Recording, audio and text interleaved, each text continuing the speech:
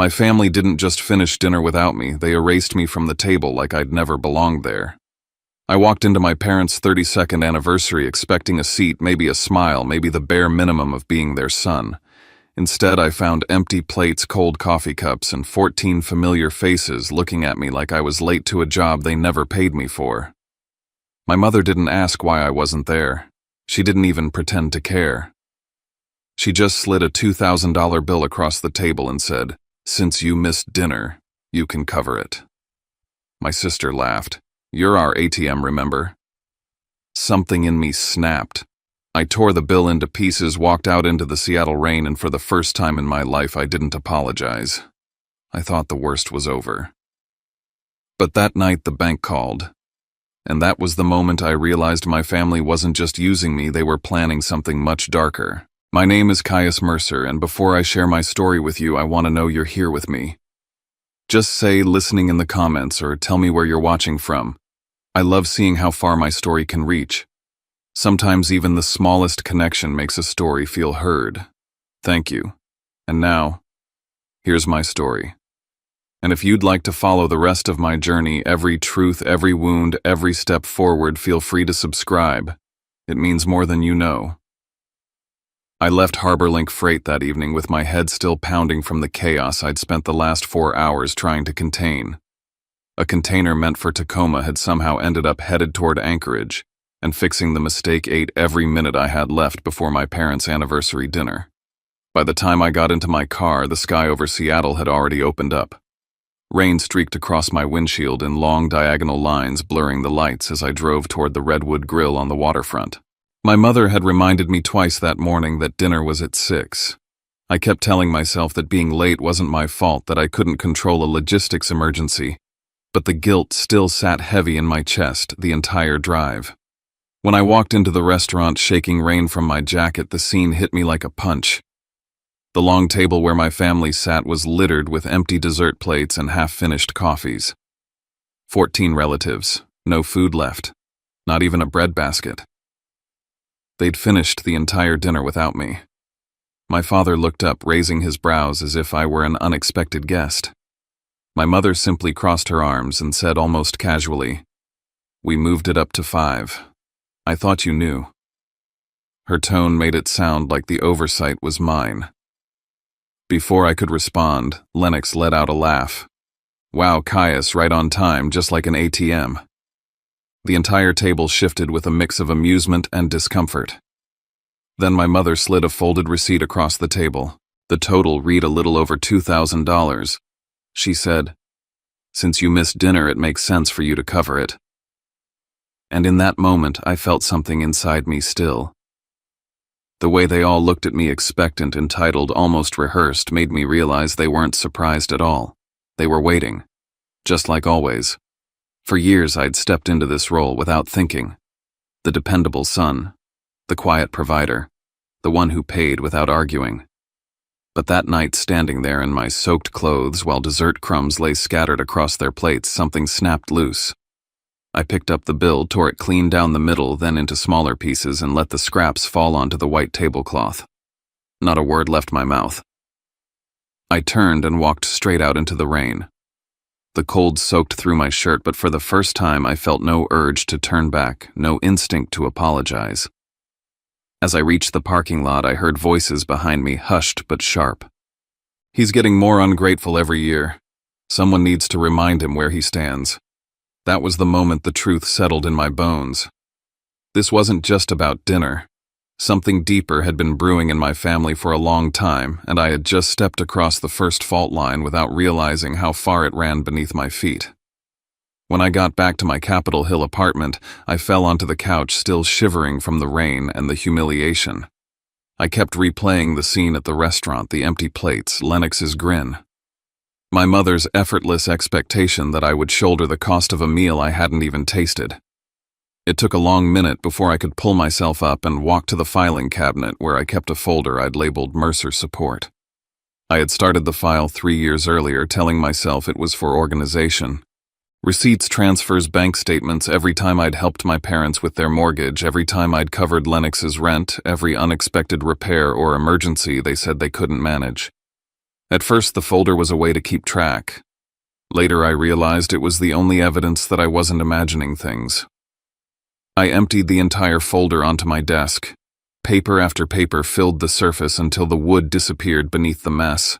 Mortgage payments for my parents' house, Lennox's rent in Portland, a down payment on a car, repairs, dental work, credit card bills. I began tallying each one with mechanical movements, my pen tapping the page as the numbers climbed higher and higher. Then I saw something that made my stomach twist: a 4-person resort package to Palm Springs dated during a week I'd been working overtime at the warehouse. They'd gone on vacation, 4 people, and somehow my card had paid for it. When I added the final total, I pushed back from the desk so fast my chair nearly fell over. $52,891.66 in 3 years. My breath stuttered. I ran to the bathroom, gripping the sink as nausea hit me. It wasn't just the money. It was the realization that this wasn't accidental or occasional, it was systematic. Expected. I wasn't a son to them. I was a financial structure they'd built their comfort on. When the nausea settled, I walked back to the desk and began shutting everything down. I canceled every automatic transfer. I removed Lennox as an authorized user on my backup card. I blocked my parents' numbers, then my sister's, then every cousin who'd sat at that table pretending nothing was wrong. When I finally collapsed onto the floor surrounded by piles of paper, a strange mix of freedom and fear washed over me. I'd cut off the tap.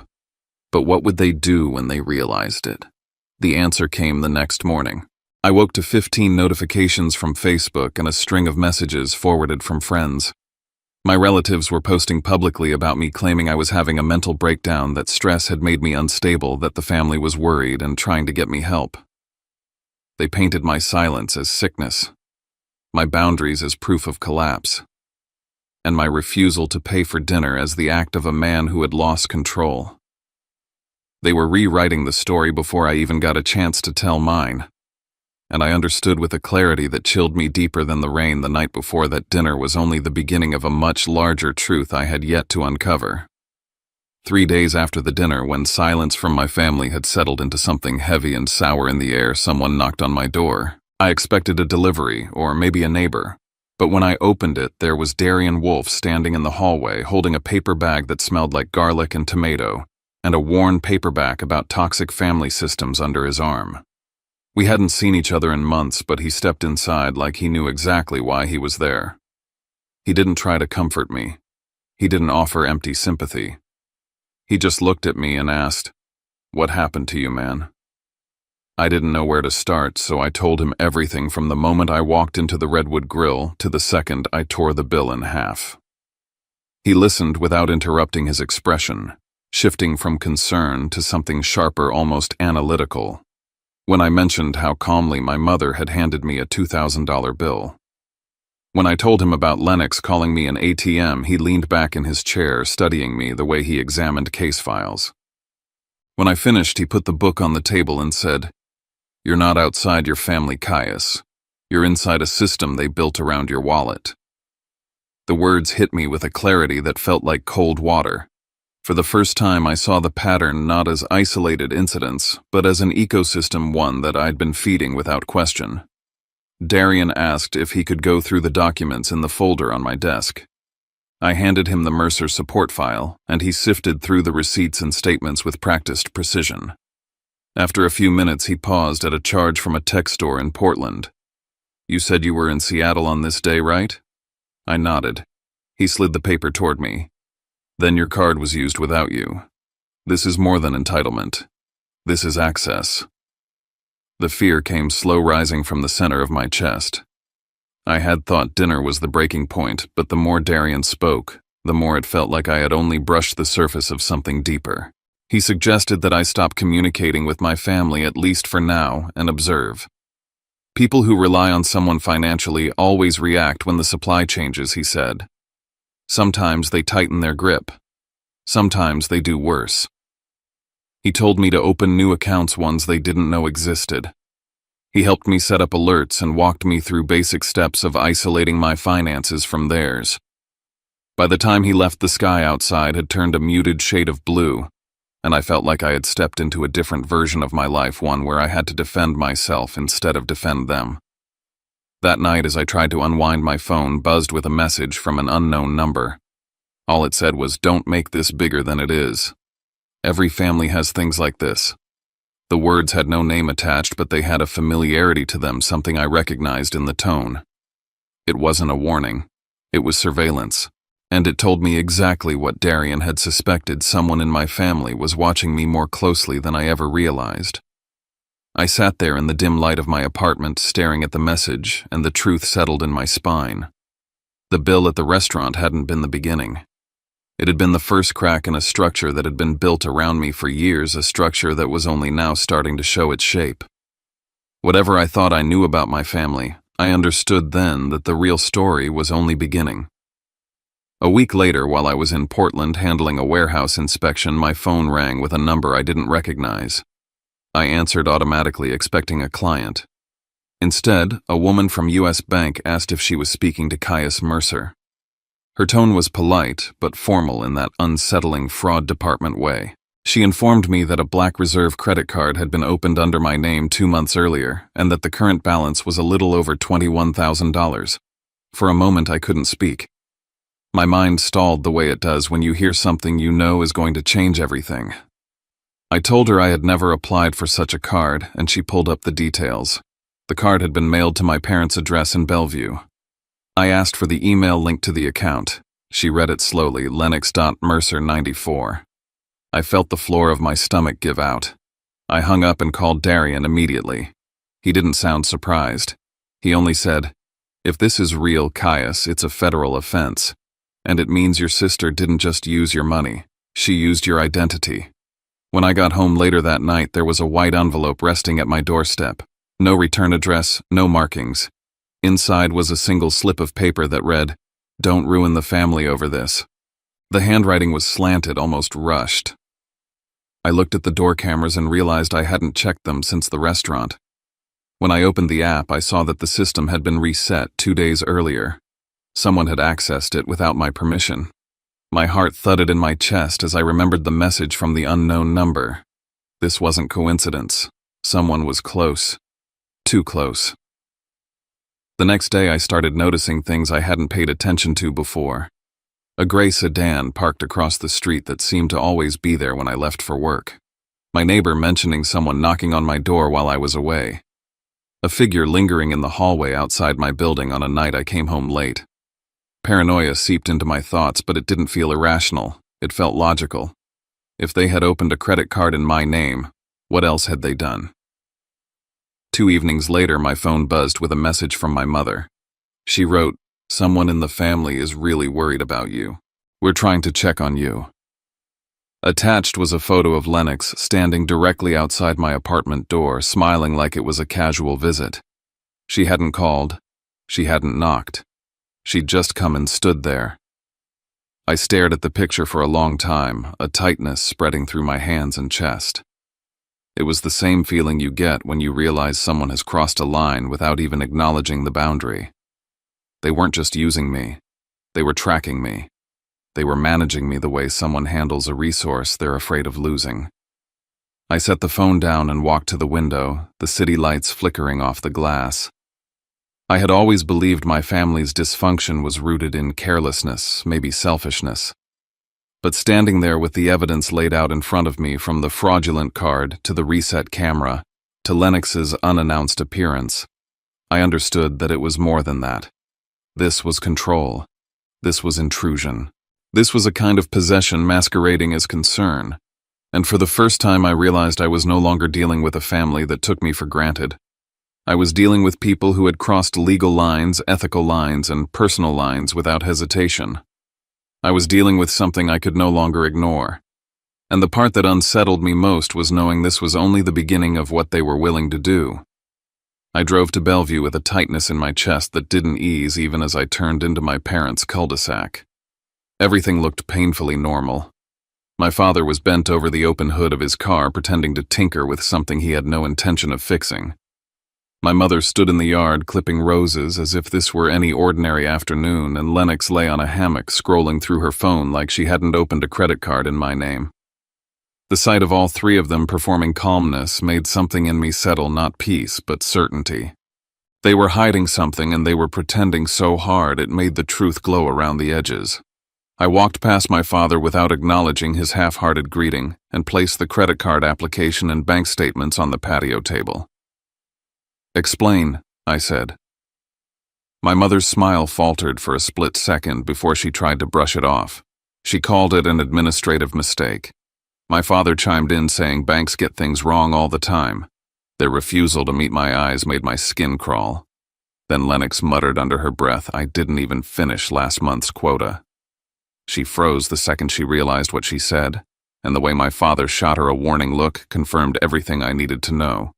It was the first real crack in their facade. I felt something cold move through me. This wasn't just entitlement. This was a system, a plan, a practice. I asked them about the doorbell camera. I told them someone had reset it and accessed my home security system. My mother widened her eyes in practiced shock, but my father's expression tightened, and Lennox suddenly couldn't look at me anymore. That reaction alone was enough to tell me the truth. I hit record on my phone inside my pocket and started asking questions. The kind of questions you ask when you already know the answer. Who opened the card? Who used it?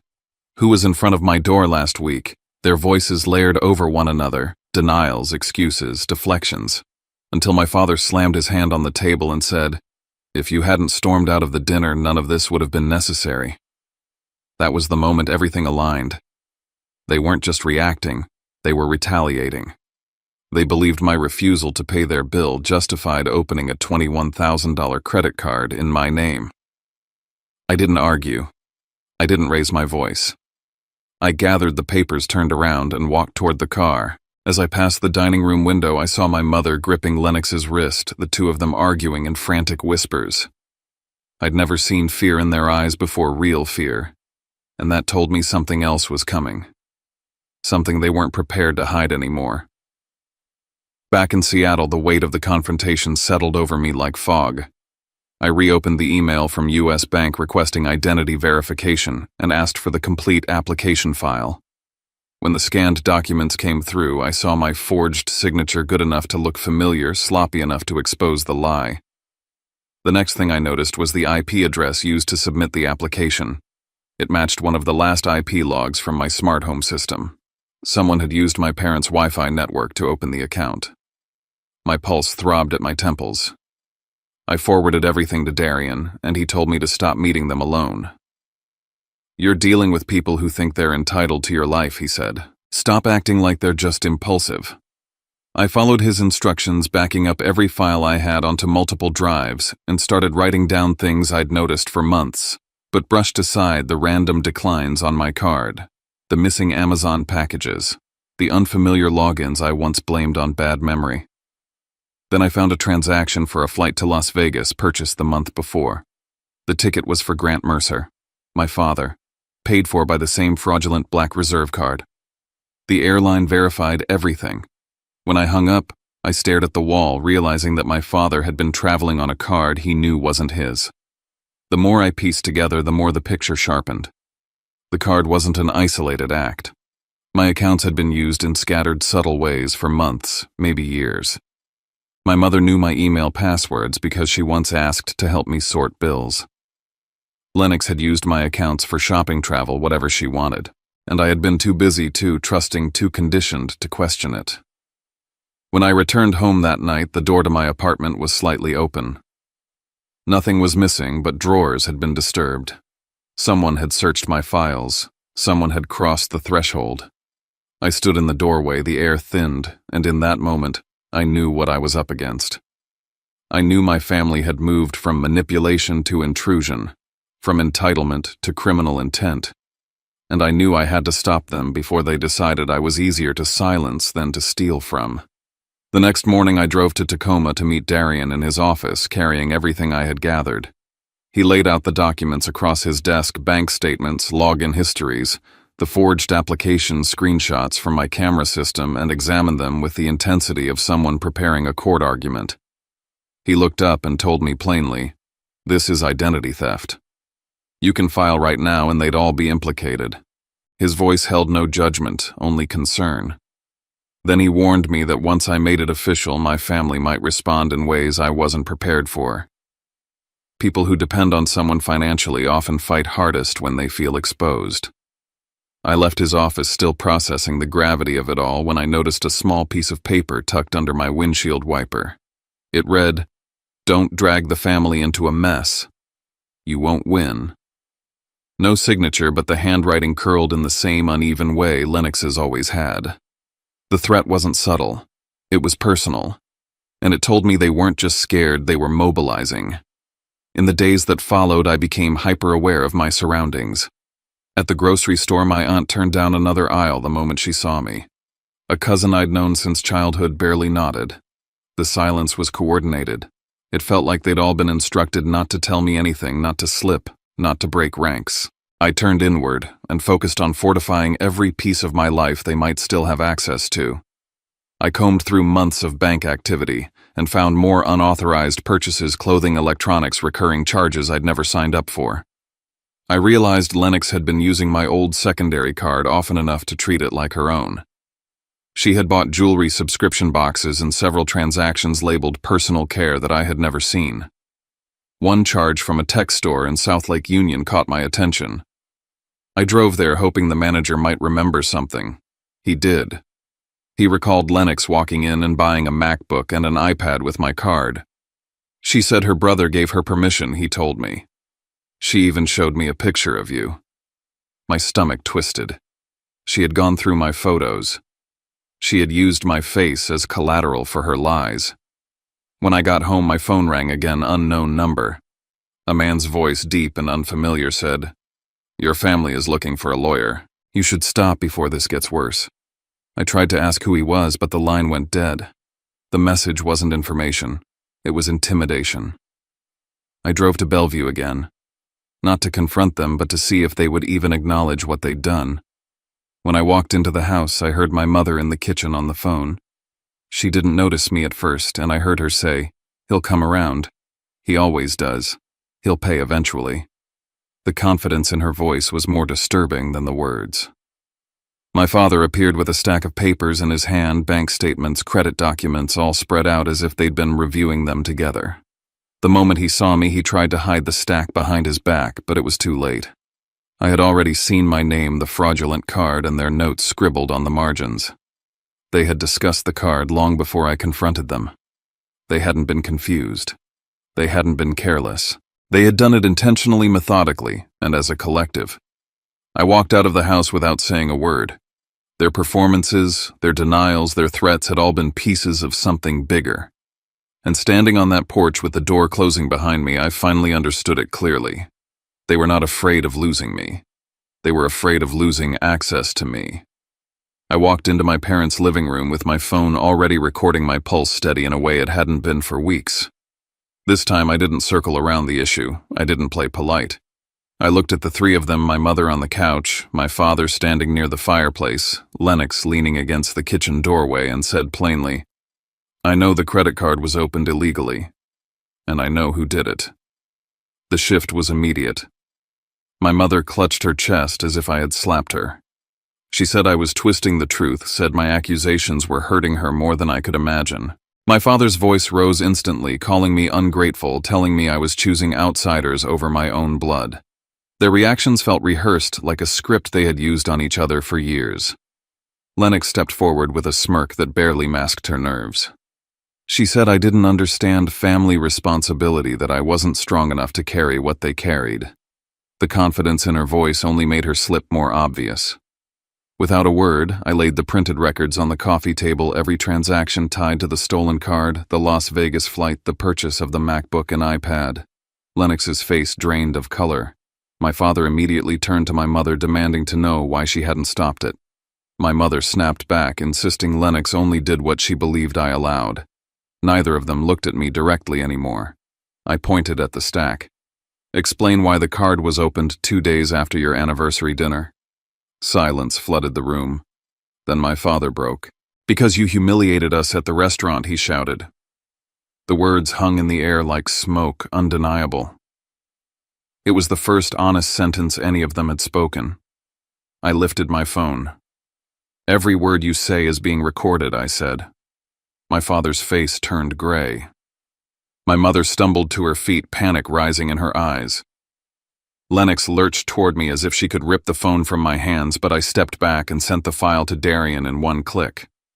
My mother's voice cracked into something sharp and desperate.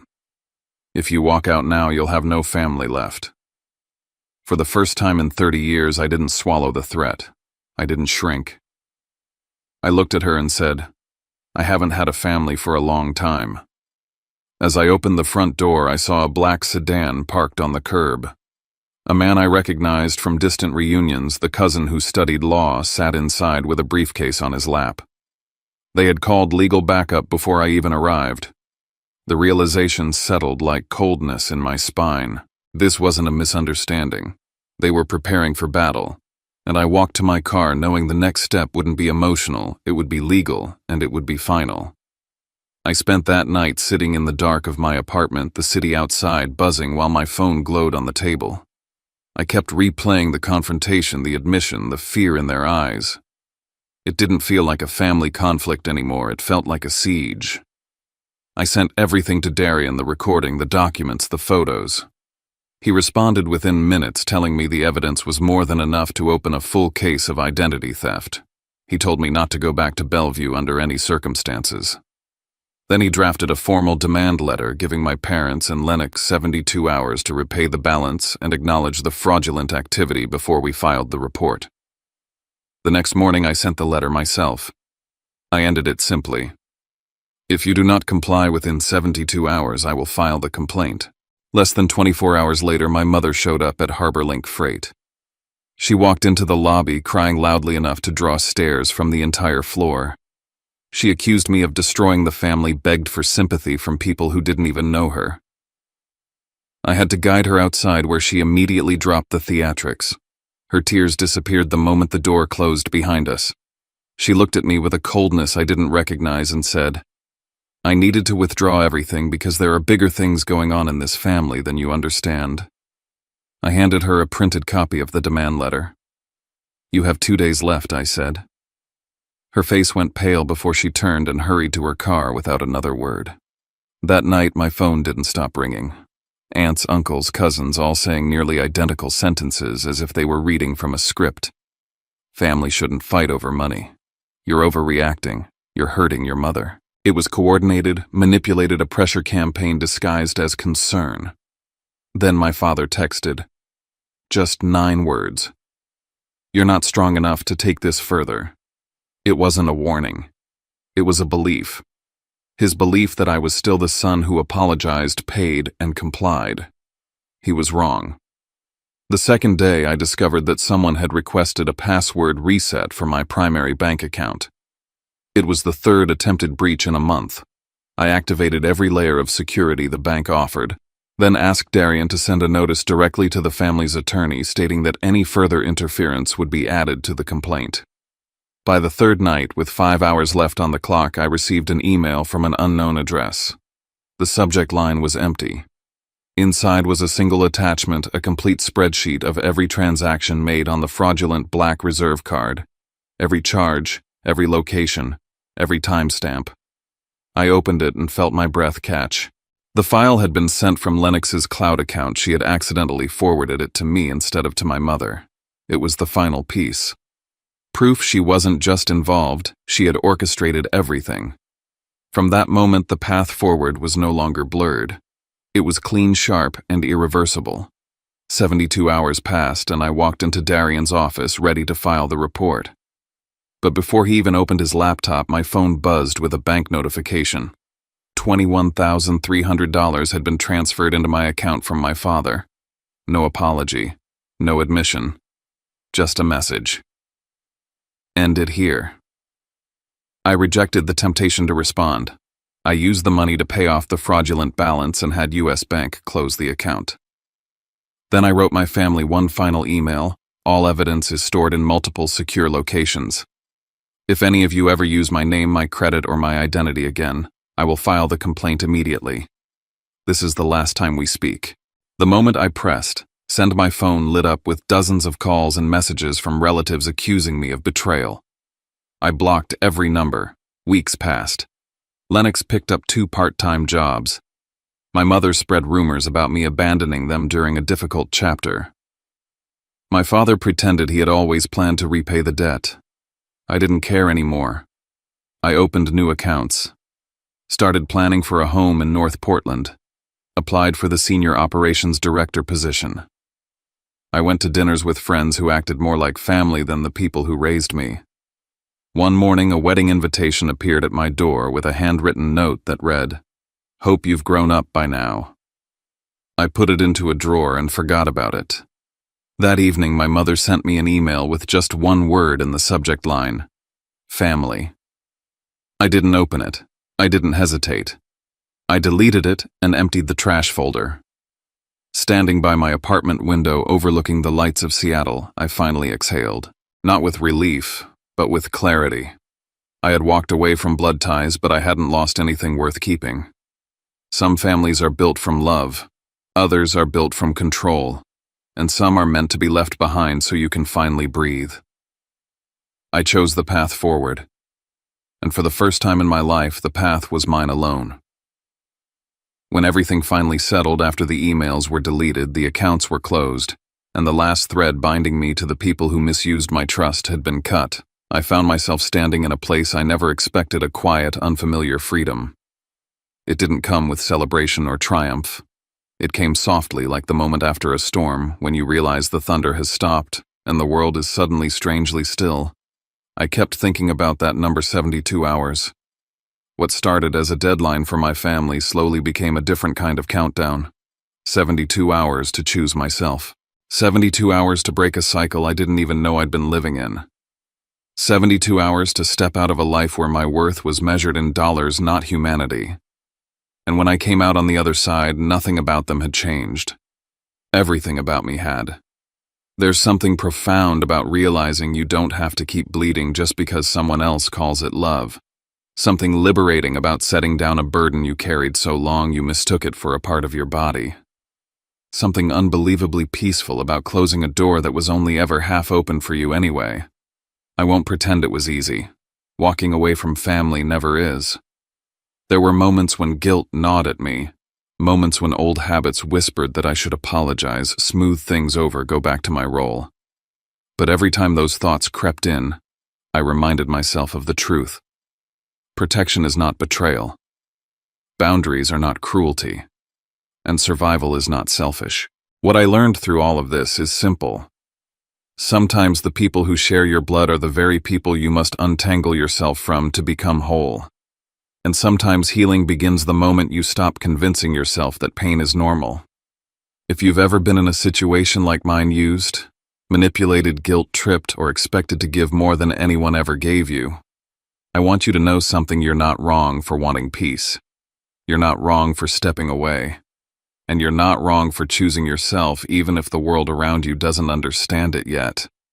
Before I let this chapter close, I'd love to know you're here with me. Comment "still here" or tell me where you're listening from. It means more than you think to know that someone out there understands, even for a moment.